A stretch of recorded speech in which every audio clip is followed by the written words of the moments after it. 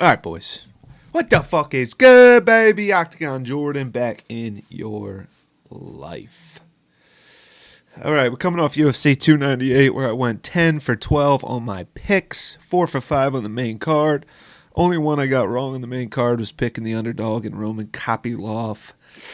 Kind of fishing for that pick, obviously the smart pick there was Anthony Hernandez, but, sometimes you shoot and you miss. So 4 for 5 on the main card, 10 for 12 overall, and I'm going to make these picks live with you boys. I've done my research, and I'm ready to, shut out the card.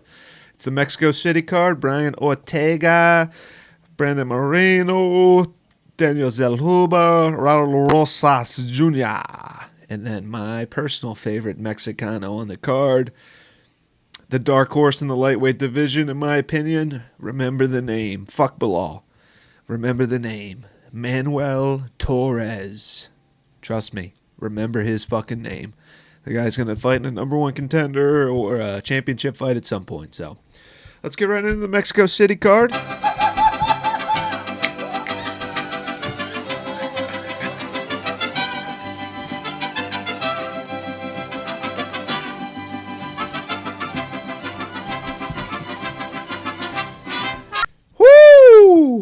Damn, that shit turns me on. All right.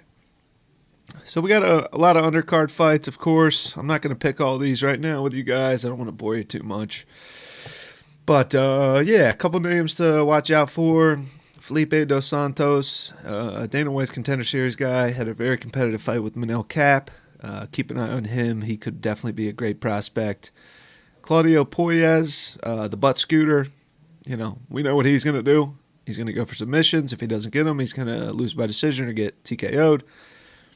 Edgar Sarez versus Daniel Lacerda for the 5th time. Who knows if it's going to happen.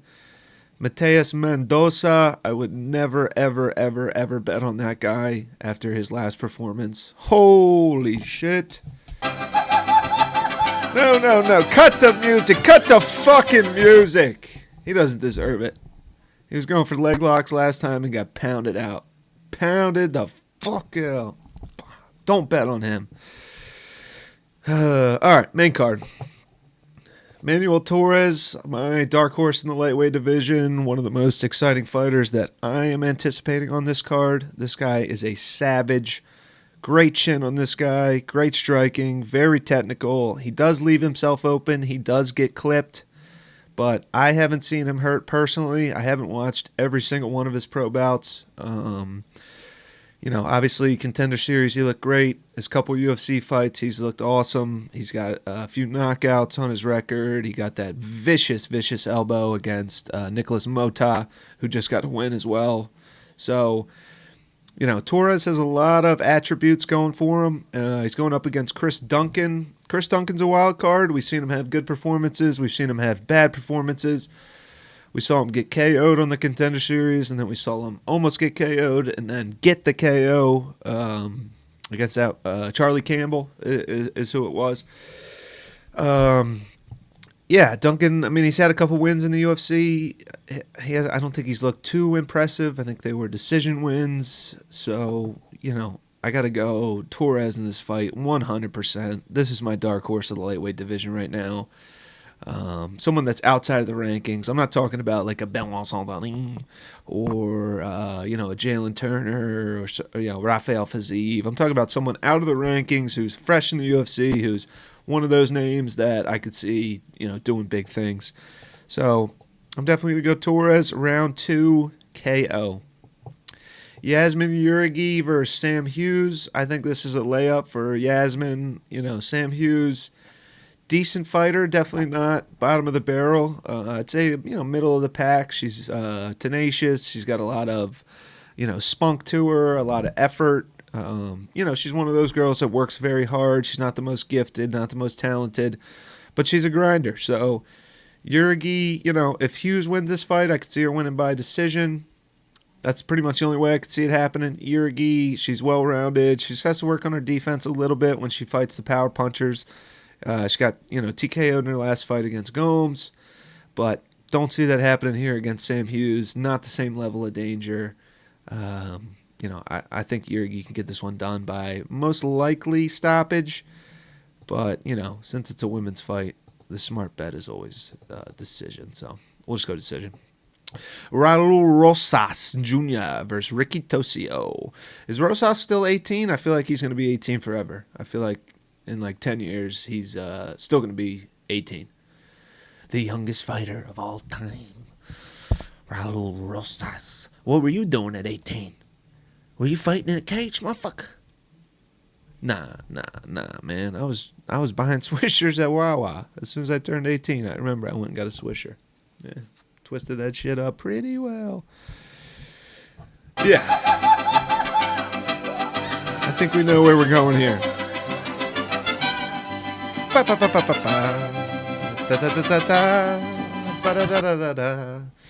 Tercios, I don't know what's good with him. He looked really good on the Ultimate Fighter. He had the finale against Brady Highstand.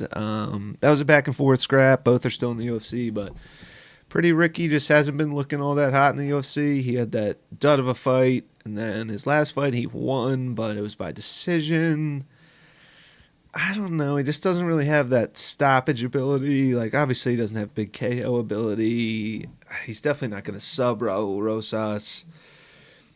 I think he just doesn't have the physicality for Rosas. I think the only way Rosas loses this fight is if he comes out like a wild man in the first round.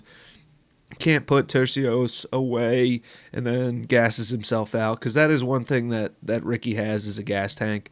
He'll go the full 15. He has a gas tank. He has cardio. So if Raul blows his load like he did against C-Rod, Christian Rodriguez, it could be problems for him, but I don't see him doing that. I think his coaches are going to be coaching him up. I think he's going to be smarter.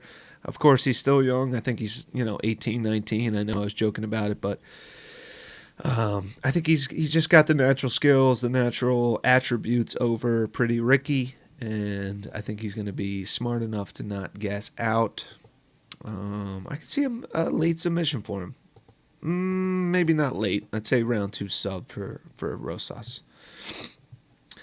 Daniel Zellhuber versus Francisco Prado. I love this fight. Prado is a fucking dog. He is a savage. He comes to fight every time. His 2 fights in the UFC have both been bangers. I know he lost that decision against Malarkey, but that was on short notice, and he did very well in that fight. Malarkey's a UFC veteran. Prado looked good. He didn't get finished. He lost by decision. And then in his last fight, can't remember off the top of my head who he beat, but he beat someone decent. He beat him by stoppage, and you could just tell he's a dog. He's young. He'll take punishment. He'll recover quick. Great striker. Obviously, he's trying to keep it on the feet. Great hands. He's trying to finish you with his hands, pretty much. Pause. Against Daniel Zellhuber. A lot of podcasts I've been listening to are very high on Zellhuber. They're saying he's the next big thing. This should be a walk in the park for him. He's got all the attributes to be, like I said, the next big thing. Still not sold on him. I know he's young. He's 23 years old. Both guys are young. I think Prado is 22. Zellhuber's 23. A lot of people like Zellhuber's length. Obviously, he does have the length. He's tall for lightweight.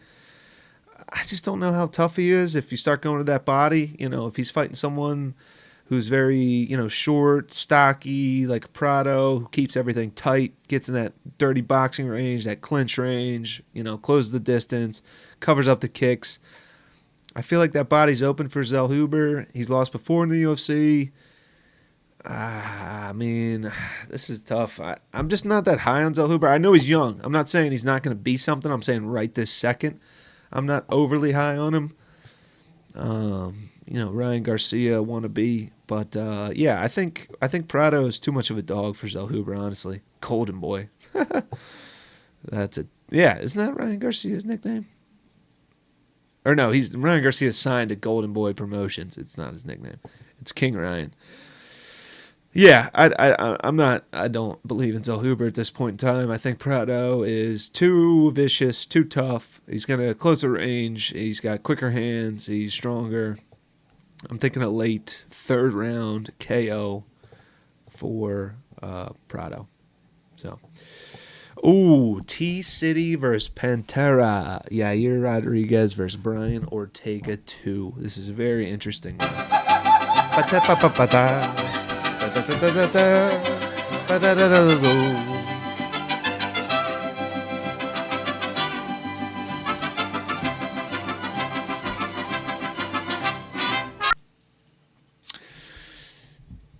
This is a tough one.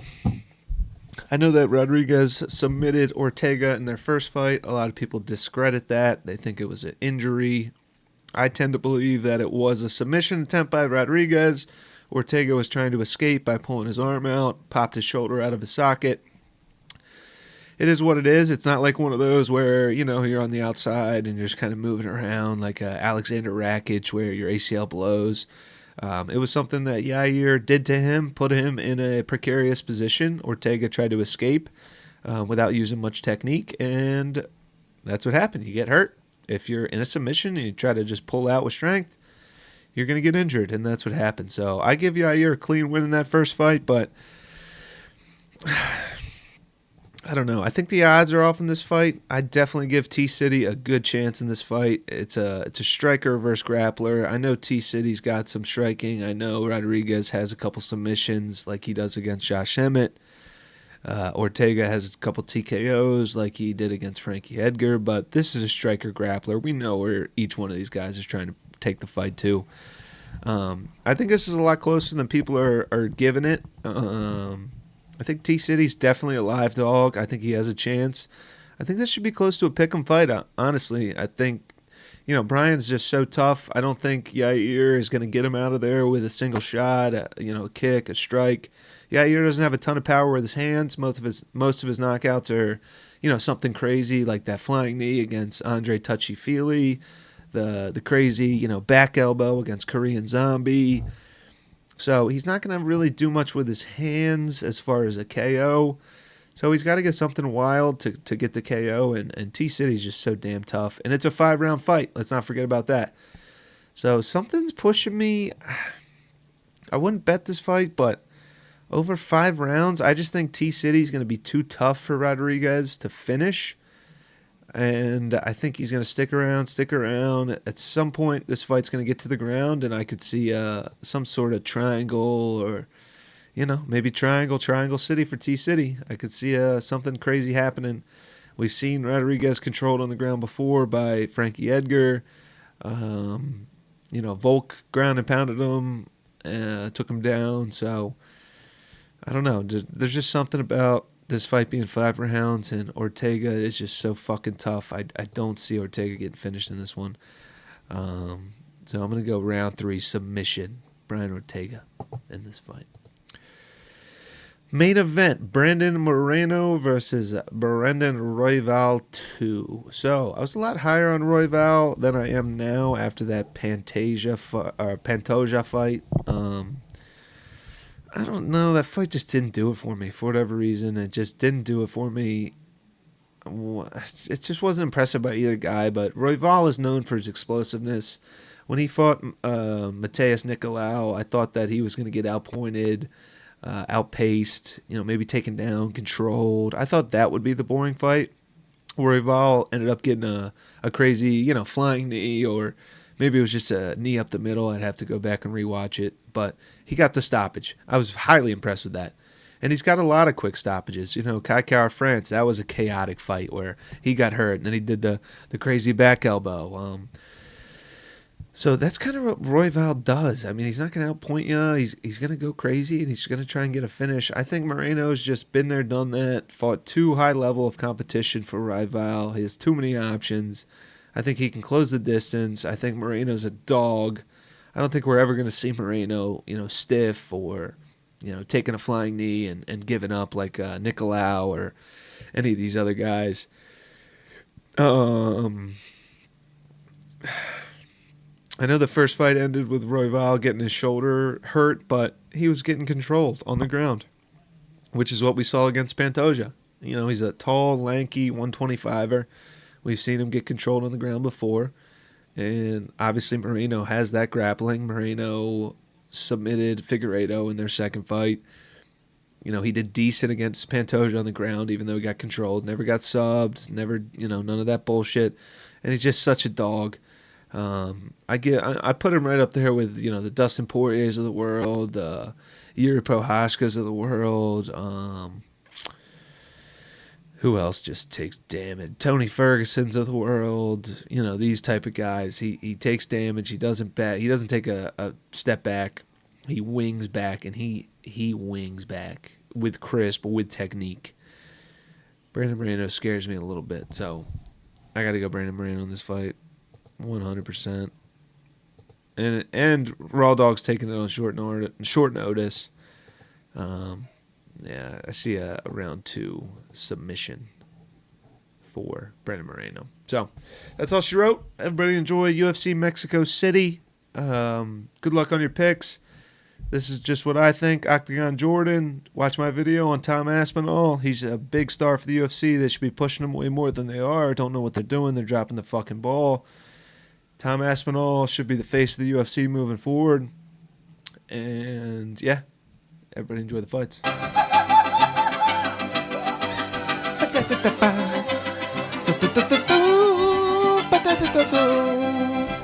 I might get a fucking bottle of Jose Cuervo just to tribute Brandon Moreno.